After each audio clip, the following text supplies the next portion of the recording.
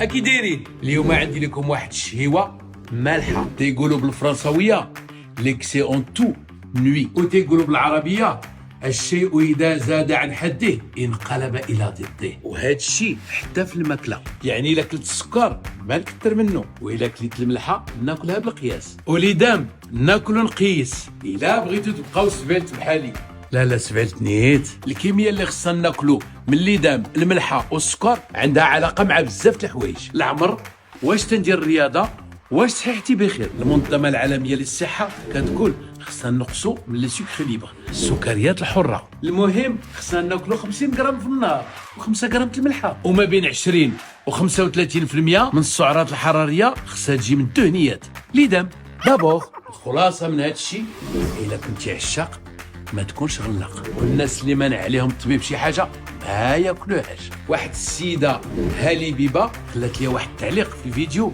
الكنافه حلوه شهيوتنا اصلها من الشرق الاوسط، ودابا ولات معروفه في العالم. تيقولوا اصلها من فلسطين، صوبوها الامويين في القرن السابع، وكاين اللي تيقول اصلها من مصر. اوروبا تلقاوها في تركيا، اليونان، وتلقاوها حتى في القوقاز.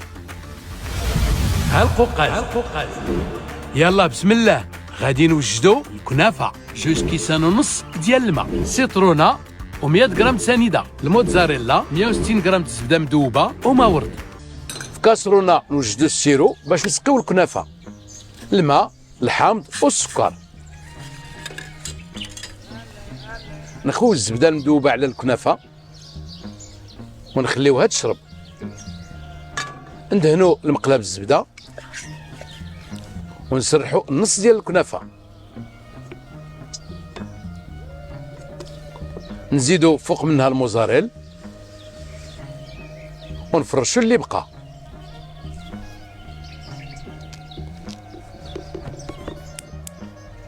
نحطوها طيب ما بين 7 و10 دقائق.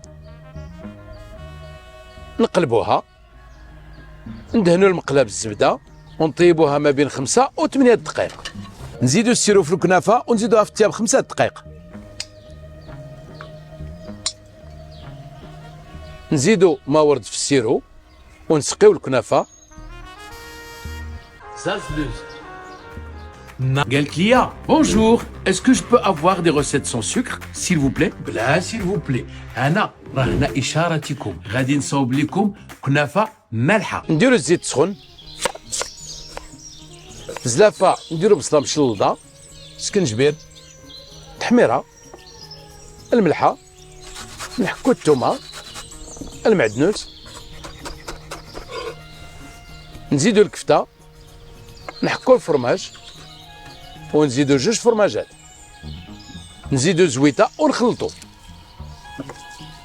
وندوزوا الخليط في المقله. في كاسرونه ندوبوا الزبده، نسرحوا الكنافه على هذا الشكل وندهنوها بالزبده مزيان، ونحطوا الخليط الكفته، نروليوها على شكل سيجار وندخلوها للفران.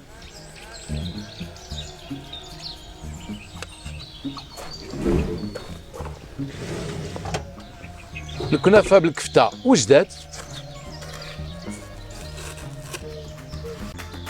نادية اللي عجبو الفيديو يدير لايك، اللي ما عجبوش يكتب في التعليق ويقول لنا علاش.